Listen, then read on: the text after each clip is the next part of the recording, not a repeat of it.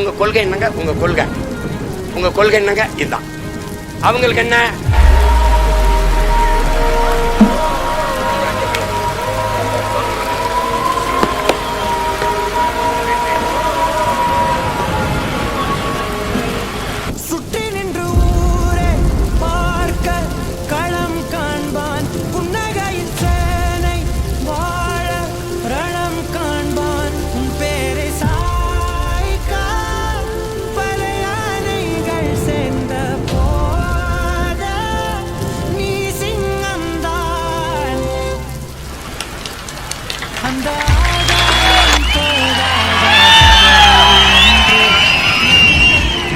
அளவற்ற அருளாளனும் நிகரற்ற அன்பாளனுமாகிய ஏக இறைவன் அல்லாஹுவின் பேரருள்